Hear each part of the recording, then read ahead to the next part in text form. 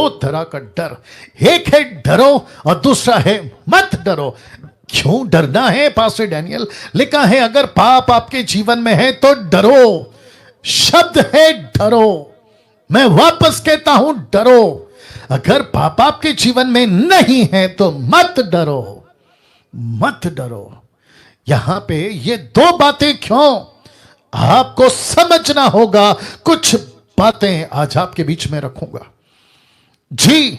आपको समझना होगा कि परमेश्वर का एक सिस्टम है। आप देख लीजिए, लिखा है यहां पे परमेश्वर का एक सिस्टम है।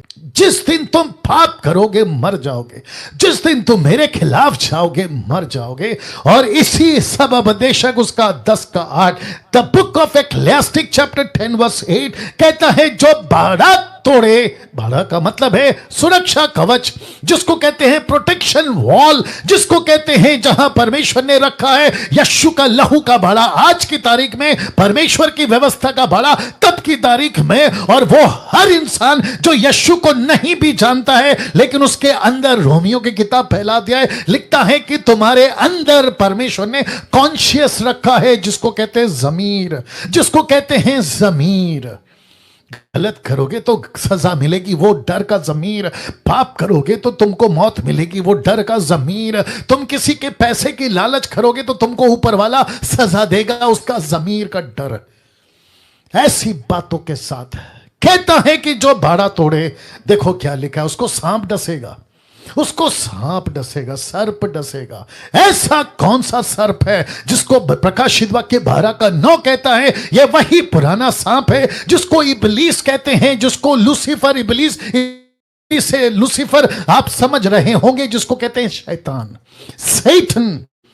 कहता है कि जिस दिन तुम बाड़ा तोड़ोगे तुमको सांप डसेगा। डसने का मतलब समझते हैं, तुम्हारी मौत हो जाएगी। यह है सिस्टम।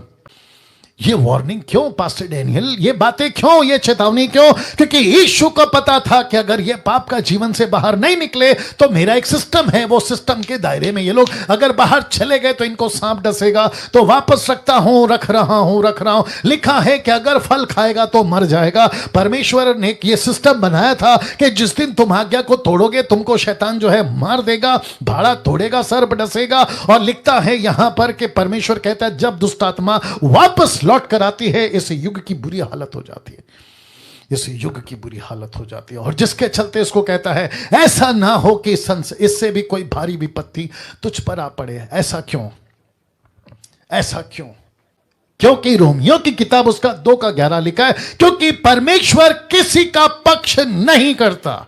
वो चाहे विश्वासी हो अविश्वासी हो, गलती की सजा एक ही है और वो है मृत्यु।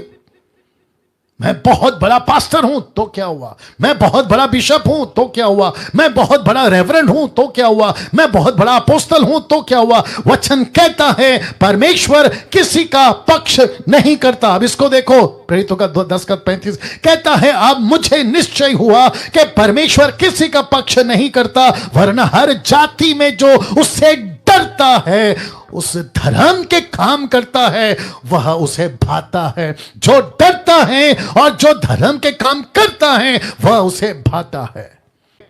जिसको हम कहते हैं यीशु, जिसको हम कहते हैं एलोहिम, जिसको हम कहते हैं यहोवा, वो ऊपर बैठा, उसने एक सिस्टम रखा है। वो किसी का पक्षपात नहीं करता। ये पृथ्वी उसकी है। बहस का विषय अलग है, बहस करना है फिर कभी करो, लेकिन सच तो सच है। अंकल बहुत होते हैं बच्चे के, लेकिन बाप एक ही होता है। यस और नो? अंकल बहुत होते हैं, अंकल बहुत होते हैं, चाचा बहुत होते हैं, लेकिन बाप एक ही होता है। और ऊपर बैठा बाप एक ही है, ऊपर बैठा बाप एक ही है। इस पृथ्वी पे वो कभी कभी कभी पाप बर्दाश्त नहीं करेगा।